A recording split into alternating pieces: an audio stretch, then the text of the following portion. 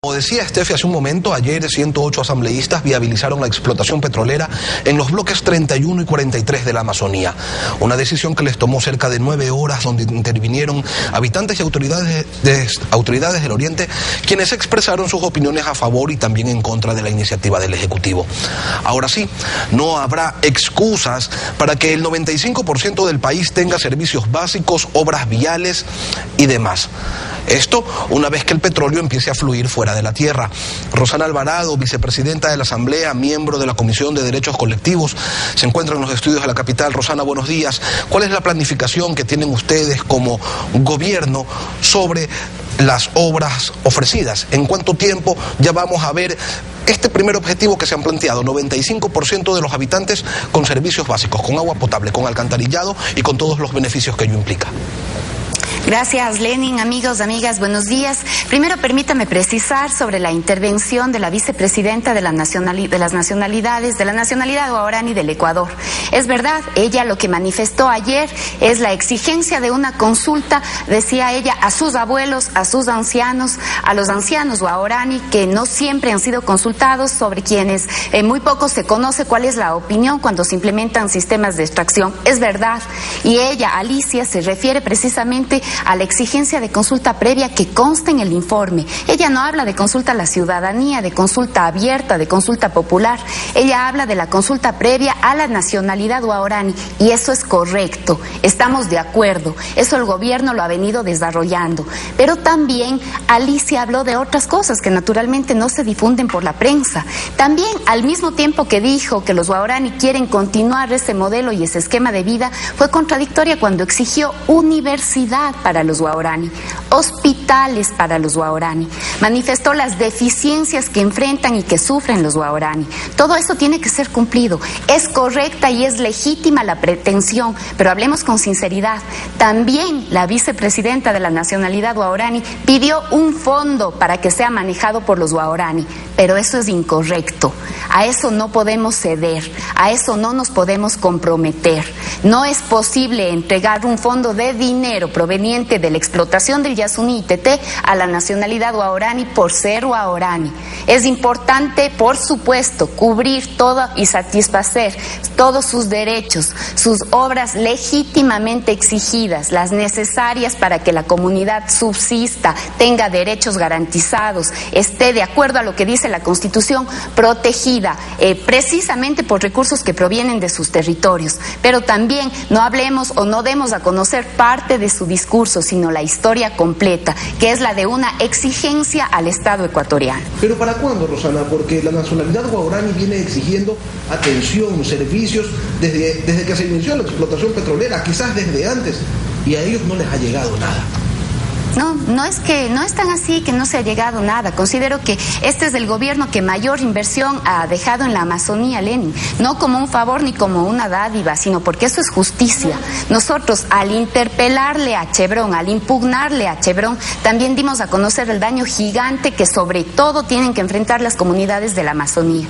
Este gobierno, cuando ha hecho que, por ejemplo, la Amazonía se desarrolle con obras, con infraestructura, en los planes de medidas cautelares para prevenir, para proteger a los pueblos en aislamiento voluntario, también exigen de dinero, también exigen de políticas públicas, que ha sido este gobierno el único que ha desarrollado. La implementación de un plan de medidas cautelares no es gratuito, cuesta más de $2 millones.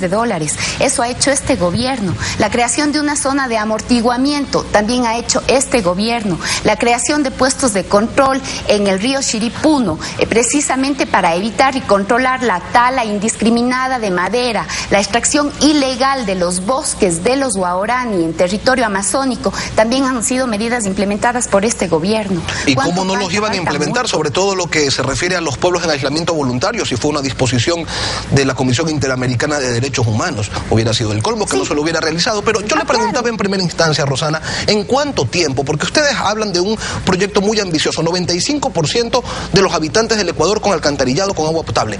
¿Para cuándo?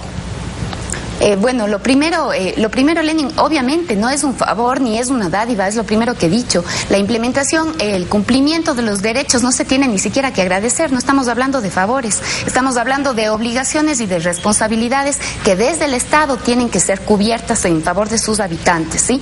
La deuda externa que se pagaba con el petróleo ha pasado a ser saldada pagándose la deuda social. Rosana, permítame esta interrupción y le pido mil disculpas, pero tenemos que dar paso a una cadena del gobierno. Está bien.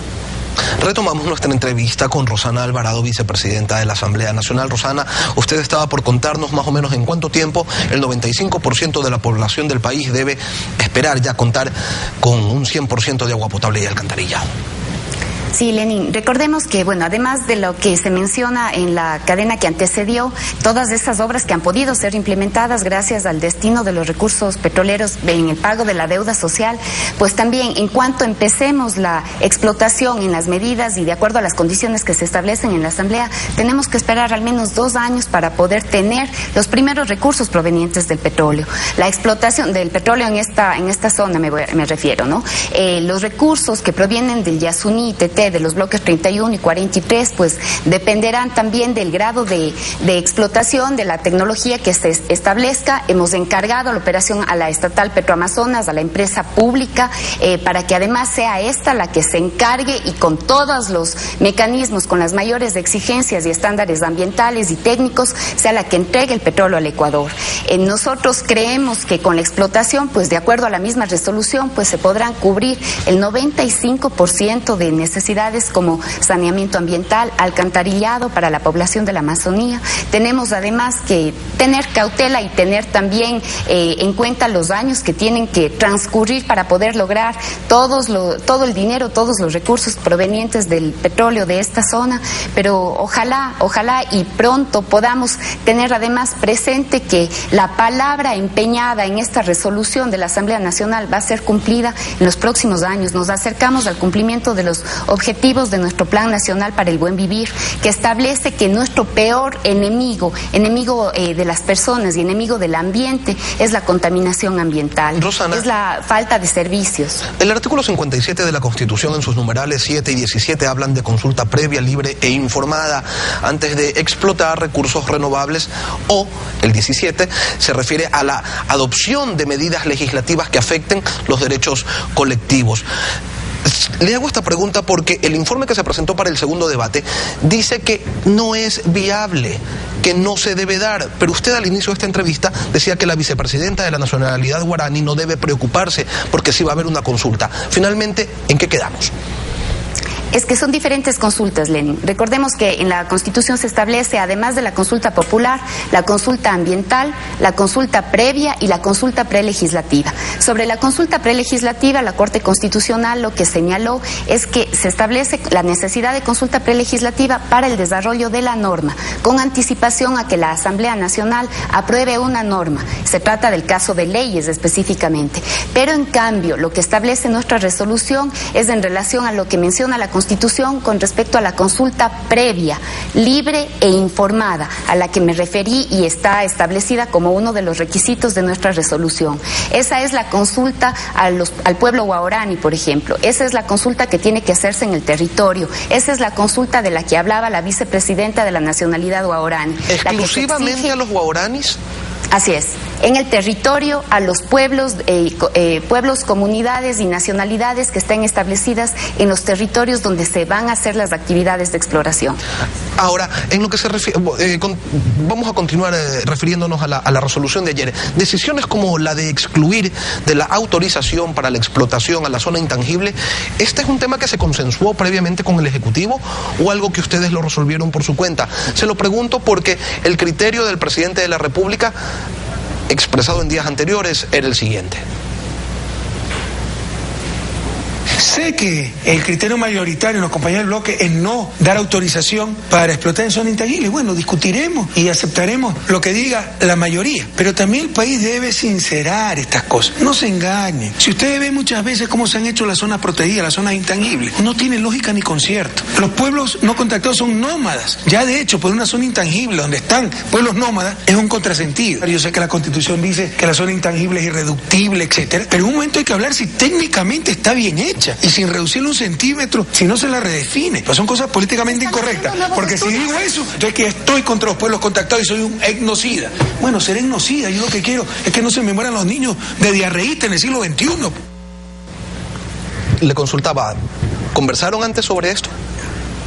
A ver, tuvimos algunas reuniones, algunos talleres para acordar cuáles eran los puntos más fuertes y los nudos críticos, podemos decir, de la resolución.